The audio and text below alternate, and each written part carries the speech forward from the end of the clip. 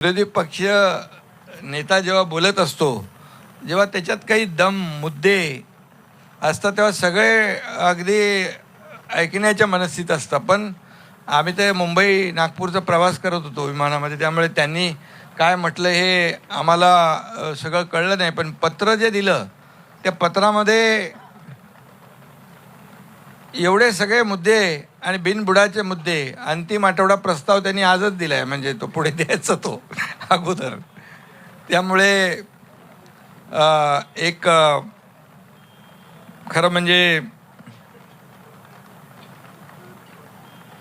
4 राज्यातल्या ज्या काही निवडणुका आणि 3 राज्यातले निकाल जे लागले, त्यामुळे त्यांची परिस्थिती अशी झालेली असं वाटतंय. पण ठीक आहे, लोकशाहीमध्ये जनता जनार्दनाचा कौल महत्त्वाचा असतो.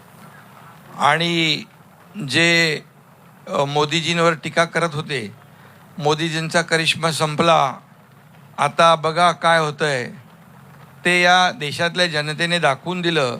3 राज्यांमध्ये घवघवीत यश मिळालं. जनता जनार्दनाने मोदी गॅरंटीवर विश्वास ठेवला. आणि पुढचं काय बोलत नाही मी. आणि येणाऱ्या लोकसभेच्या निवडणुकांमध्ये मोदीजी पुन्हा प्रधानमंत्री होतील याची गॅरंटी देऊन टाकली. त्यामुळे एक कॉन्फिडन्स लेवल गेलेली आहे. आणि म्हणून मी एवढंच सांगतो की त्यांना, म्हणून बिनबिडाचे जे काही आरोप केले त्यांनी, त्याच्या बाबतीमध्ये उहापोह आपल्या गृहमंत्री महोदयांनी देवेंद्रजींनी केला. आणि आकडे जे आपले कर्जाचे ते अजितदादांनी या ठिकाणी त्याची माहिती दिलेली आहे. पण मी त्यांना एवढंच सांगतो, मुख खोलने से पहिले सोचना सीख ले, पहिले तो अपने अंदर झाक के देख ले. स्वतःच्या गिरेबांमध्ये जरा बघा काय परिस्थिती आहे ती. आणि आता अगोदर ज्या निवडणुका आता मी त्याचा उल्लेख केला, त्याच्या अगोदर फार मोठ्या मोठ्या बाता होत्या. पण जसा रिझल्ट लागल्यानंतर चर्चा बदली झाली. ठीक आहे, त्याच्यावर मी जात नाही. परंतु मी एवढंच सांगतो, हे नागपूरचं आमचं दुसरं अधिवेशन आहे हिवाळी सरकारचं आमच्या. आणि विरोधी पक्षाचं जसं देवेंद्रजी म्हणाले, विदर्भात अधिवेशन असल्यानंतर विदर्भाच्या प्रश्नांना महत्त्व दिलं पाहिजे. परंतु यांना काय काय पत्रामध्ये लिहिलं आहे ते तुम्हाला माहीत आहे. आणि म्हणून विदर्भामध्ये हे अधिवेशन होतं आहे. विदर्भाशी आमचं एक नातं आहे. आणि नक्कीच या विदर्भातल्या जनतेला या अधिवेशनामधून न्याय देण्याचं काम नक्की केलं जाईल. मुख्यमंत्री आणि आमचं सरकार याला न्याय देताना एक विशेष आनंदही आम्हाला होईल.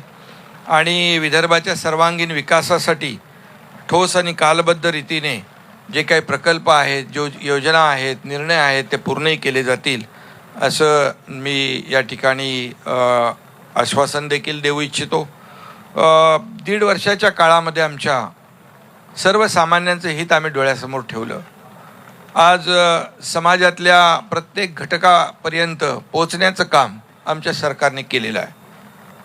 आणि सरकारच्याच या लोकप्रियतेमुळे जे विरोधकांना देखील धडकी भरली आहे, त्यांच्या तोंडचं पाणी पळालं आहे आणि पायाखालची वाळवी सरकलेली आहे. आणि म्हणूनच त्यांनी खूप मोठ्या प्रमाणावर आरोप केलेत, प्रत्यारोप केलेत. त्यांची इंडिया आघाडी, आता इंडिया आघाडी आहे ना दादा, इंडिया अलायन्स पण फुटली वाटतं. ते कालच्या बैठकच नाही झाली. हां नाही, पुढं म्हणजे 3-4 लोक आलेच नाही ना, त्यामुळे ठीक आहे. असो, शेवटी 3 राज्यांनी दाखवून दिले आणि महाराष्ट्रात देखील अतिशय चांगलं वातावरण आहे. त्यामुळे जनता जनार्दनाचा आशीर्वाद सरकारच्या पाठीशी आहे. आणि म्हणूनच शासन आपल्या दारीच्या बद्दल देखील काही टीका त्यांनी केली. शासन आपल्या दारी हा काल धनंजय मुंडेकडे होते मगाशी. धनंजय मुंडेंच्या बीडमध्ये काल कार्यक्रम झाला. 70-80 हजार लोक लाभार्थी एका छताखाली, 18-20 कार्यक्रम झाले. जवळपास 1,85,00,000 लाभार्थ्यांनी लाभ घेतला, 2 कोटीपर्यंत गेला आहे. आणि जर ते असं म्हणत असतील की हा इव्हेंट आहे, तर मला वाटतं 2 कोटी लोकांना मदत आणि योजनांचा लाभ देणारा त्यांना इव्हेंट वाटत असेल तर ठीक आहे. लोकांसाठीचा आणि लोकांच्या फायद्याचा इव्हेंट सरकारला करायला देखील त्याच्यामध्ये समाधान वाटेल.